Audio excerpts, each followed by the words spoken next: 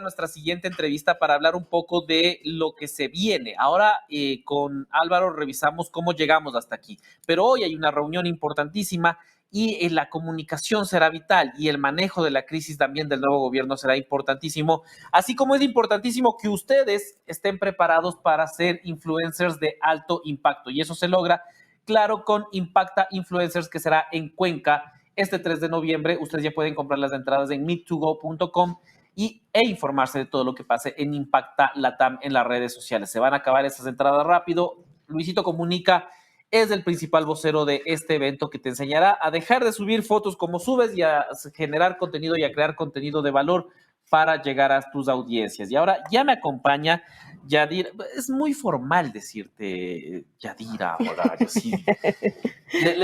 Sí, pero así voy a ser re formal. Por favor, aquí ya. Sí, profesional. Sí, ya está con nosotros Yadira Aguagallo, que nos va a hablar de lo que les decía, desde el otro punto de vista, ya no solo entendiendo lo que pasó, sino qué hacer desde ahora, porque ella es estratega y experta en comunicación y manejo de crisis. Así que hoy, Yadira, quiero decir Yayo. Dime. Sí, Yayo. Apelemos a la naturalidad. Ajá, ya, exacto. Yayo, hoy se reúne Daniel Noboa y Guillermo Lazo en un encuentro que será cubierto por las redes sociales de La Posta. Usted lo puede seguir en vivo, pero que además despierta un poco qué se viene. ¿Qué debe hacer? ¿Cuáles deberían ser los primeros pasos de Daniel Noboa hoy, con su primera aparición en público después de haber reconocido su triunfo el domingo? Creo que lo principal y lo fundamental es asumir que la comunicación electoral ya terminó y ya se encuentra él y su equipo y todos quienes le rodean en un momento de comunicación gubernamental, que es completamente distinto tanto desde la estrategia como del posicionamiento que tienes en un momento electoral.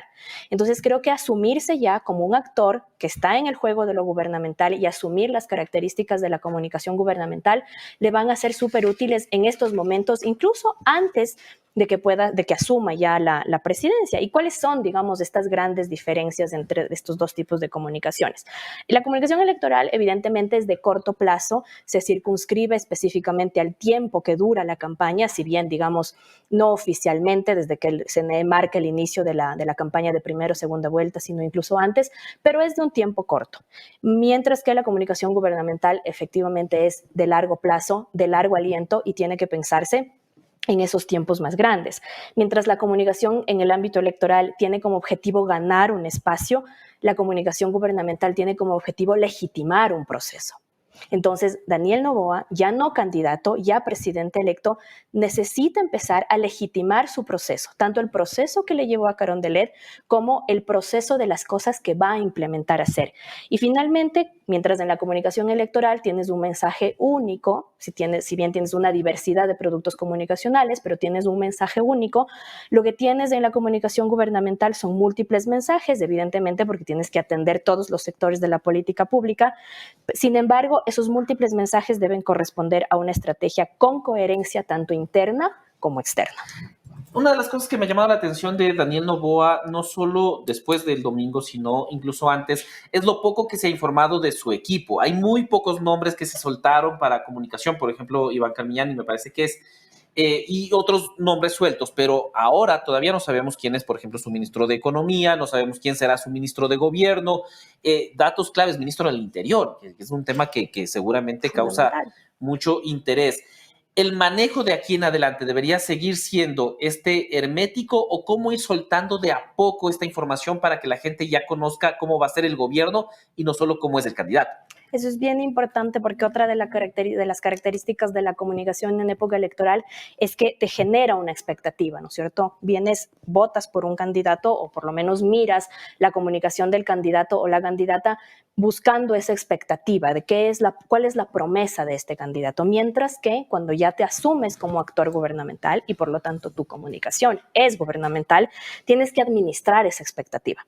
Y administrar esa expectativa es justamente poner en escena o es encontrar la mejor forma de poner en escena cómo presentas a tu equipo. Y no solamente dejar que un tercero porque hay mucha expectativa por la prensa, por ejemplo, de conocer cuáles de estos nombres.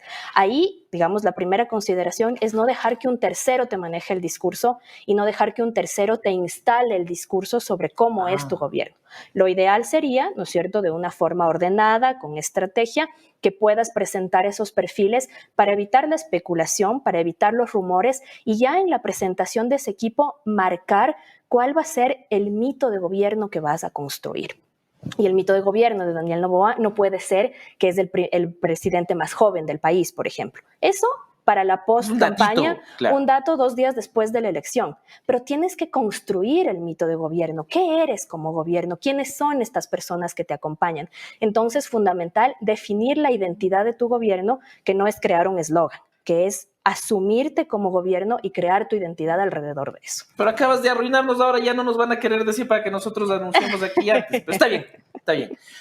Otro tema que me llama la atención del gobierno de Guillermo Lasso, el gobierno incluso de Rafael Correa en su momento, es que lo que hicieron ellos es ser ellos todo. Entonces, no importaba tener un ministro de gobierno, en el caso de Correa, por ejemplo, porque el que daba la declaración, el que era el centro, era Rafael Correa. No se delegaron estas vocerías que yo creo, no sé si son importantes, a mi criterio sí, debería ser los ministros también quienes respondan.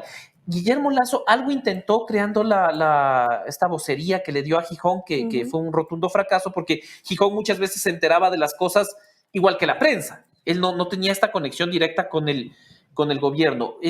La administración de Noboa debería propender a ampliar el número de voces o más bien mantenerlas como una línea única del presidente de la República. Vamos desde lo teórico y después miremos el asunto práctico. Desde lo teórico, ¿qué te dice la estrategia de comunicación? Que las lógicas de la vocería tienen que estar construidas en forma de una pirámide. Tienes un vocero principal y después vas teniendo unas vocerías secundarias que se van adaptando al tiempo y a las circunstancias, evidentemente.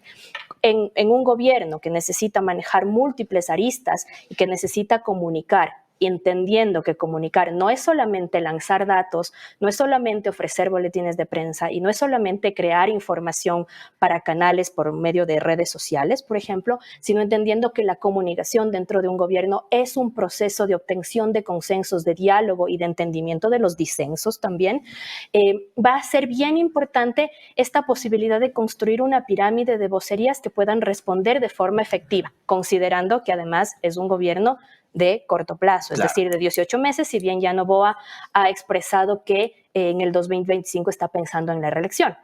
Ahora, concentrar la vocería única en una persona cuando tienes que manejar todo un gobierno podría ser un error en cuanto a la oportunidad, pero podría ser un acierto en cuanto a el manejo único del discurso, ya que no tienes contradicciones con los otros actores. La creación de este personaje, del vocero presidencial o del vocero de la administración, es bien interesante, porque tienes la posibilidad de ofrecer respuestas oportunas a la coyuntura que se va presentando. ¿Qué es lo que hacen los Estados Unidos, no? Que tienen Por su ejemplo, vocero. claro, que tienes ahí tu vocero y el vocero no depende exclusivamente de la agenda presidencial. Tiene la posibilidad de enfrentar a los medios y de poder otorgar soluciones justamente para que no tengas el aparecimiento de los rumores, sino porque tengas una figura oficial que te pueda compartir la información. Funciona en cuanto y en tanto ese vocero sea extremadamente disciplinado y, por supuesto, esté enterado absolutamente de todo lo que ocurre en la administración, no solo de lo que ocurre en la presidencia, sino de lo que ocurre en toda la administración. Entonces, es una figura interesante, me parece que puede funcionar, pero evidentemente tiene que ver con cómo lo conformas estratégicamente y con la disciplina que tienes para llevar ese cargo. Le voy a pasar la palabra a Anderson Boscan, que ya está también conectado. Y ya, tu cámara es la número 3. Gracias, Javi. Un abrazo, Alexandre, por Yadira Aguagallo. Un gusto tenerte en los estudios, Yadi, querida. Querido Anderson, gracias y qué gusto verte igual a la distancia. Yadi, si tuviera que escoger el primer titular que suelte el presidente electo, este es un titular sobre yo haré, sobre yo he dispuesto, sobre el gobierno será, sobre, quiero decir, ¿qué es lo primero que el país está esperando de este flaco que acaba de ser electo presidente? hablar en presente, Anderson. Eso es fundamental. Recordemos la línea comunicacional y argumentativa del gobierno de Guillermo Lasso, por ejemplo. Siempre estaba pensada en el futuro. Haremos, pondremos, diremos, y esta administración necesita hablar en el presente. Primero, por el mito que rodea a la propia administración, que es un gobierno que es corto, 18 meses. Y luego, porque la gente, digamos, que viene con toda esa carga de expectativa de la campaña electoral, necesita tener un asidero de realidad. Entonces, la realidad es construida, evidentemente, eso lo sabemos, la realidad no es la realidad per se, la realidad se construye a través de los discursos y de las narrativas. Y esa realidad que la nueva administración nos va a presentar debería ser una administración en el presente. He dispuesto que hemos hecho esto, hemos hecho lo otro, es decir, ya hablándonos en términos fácticos de esa nueva realidad que este gobierno está construyendo. Uno de los momentos más desgastantes para cualquier nuevo gobierno es ese momento en el que tiene que asegurarse una mayoría legislativa si es que no la tiene. Esto es algo que debería de asumir el propio Daniel Noboa. Después de todo, se supone que él es el que va a negociar, o lo debería ser quien vaya a ser ya su ministro de gobierno, porque puede ser de estas cosas que te vayan a quemar. Ahí hablamos de esta pirámide de vocerías y por supuesto es zapatero a tus zapatos, ¿no es cierto? ¿Quién en la administración se encarga de este tipo de cosas que se tienen que hacer? Todos estamos de acuerdo en que se tienen que hacer, se tienen que llegar a negociaciones para lograr una gobernabilidad. Entonces, en esta lógica de las vocerías y de quién se encarga de qué, digamos, desde lo técnico y desde lo estratégico, evidentemente tendría que ser su ministro de gobierno y el que se vaya a encargar de realizar estos procesos, incluso para lograr una legitimidad de ese propio actor, ¿no? Y dándole esa legitimidad a ese actor, el manejo de ese discurso de ese actor va a tener que estar inscrito dentro de una estrategia global de comunicación que sea coherente y que, digamos, no sea contradictoria, porque lo que hemos visto, por lo menos en las dos últimas administraciones en términos de comunicación, es esta falta de disciplina y esta incoherencia y estas contradicciones entre los múltiples voceros. Eso habría que evitarlo a toda costa. Hay que dar legitimidad a los voceros, pero esos voceros ya legitimados deben respetar las líneas argumentativas de toda la administración. Sin duda. Pero, ¿te parece que hay margen de maniobra para qué? Porque este es un caso muy inédito, ¿no? Acaba de ganarle una elección Daniel Noboa del correísmo, pero probablemente el primer actor con el que se tiene que sentar para definir, si no una alianza, por lo menos unas reglas del juego, es el correísmo, porque si el correísmo a lo mejor se le compone la mayoría de oposición que fue la que boicoteó Guillermo Lasso. ¿Te parece que hay margen de maniobra para eso? Estrecho margen de maniobra, pero no imposible de hacer, y eso pasa por algo que se conoce como los procesos de reconceptualización. Es decir, hay una tarea gigantesca que tiene que hacerse en las próximas semanas y en los próximos meses antes de que el nuevo gobierno asuma la presidencia, y es el de redefinir los conceptos. Un proceso muy duro, muy fuerte, porque los procesos de redefinición no son de corto plazo. Sin embargo, es fundamental que se redefina lo que significa una negociación, que se redefina lo que significa una alianza, que se redefina lo que significa un gobierno de concertación, un gobierno de sumar aliados. Eso va a ser fundamental para allanar el camino para el momento en el que efectivamente sí o sí le toque sentarse con el correísmo y con otras fuerzas políticas para conseguir esos objetivos de gobierno. Entonces va a ser fundamental que también toda esa carga mítica sobre las alianzas, sobre los diálogos, sobre las negociaciones, pueda cambiar ese enfoque desde la definición. Es una tarea gigantesca, pero se tiene que hacer. Yo escucho siempre a la gente que sabe de política, Yadi, como un señor que se llama Pedro Donoso. Y suelo aprender mucho lo que dicen. Y suelen decir cosas inteligentes. Dicen, por ejemplo, a veces que nadie puede vivir sin un enemigo, ¿no? Y que si no hay enemigo hay que inventárselo. Y Rafael se inventó muy rápidamente sus enemigos, que es la prensa, la oligarquía de los Estados Unidos. Lasso entró con un enemigo que era un enemigo que no tenía cara, ¿no? Que es la pandemia. Y eso fue un motivo de cohesión. Hoy ves enemigo a la vista. Es decir, entendiendo que mucho del voto de Noboa es un voto anticorreísta, por supuesto, sigue estando latiendo esa dicotomía y podría ser ese como el camino natural o el cauce natural a encontrar más que enemigos, creo yo, el juego del protagonista y el antagonista, que es fundamental para la vida en política, por supuesto que sí. Sin embargo, también va a depender de cómo se definen a esos enemigos. Un enemigo no necesariamente tiene que tener rostro, un enemigo no necesariamente tiene que tener un nombre.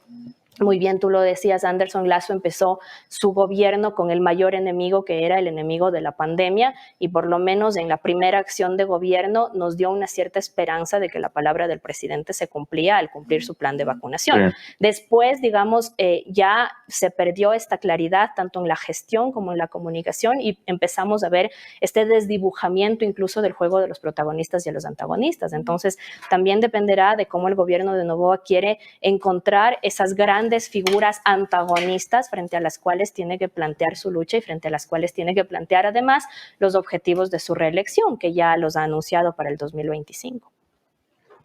Gracias, Gaby. Eso es todo de mi parte. Le devuelvo la palabra a Javier Montenegro en Estudios.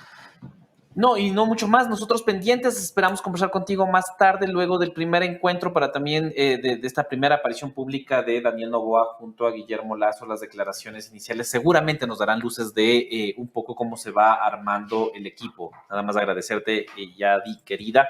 Yadira Aguagallo nos acompañó. Muchísimas gracias por ser parte de esta entrevista. Javi. Y nosotros vamos cerrando. Anderson Boscan.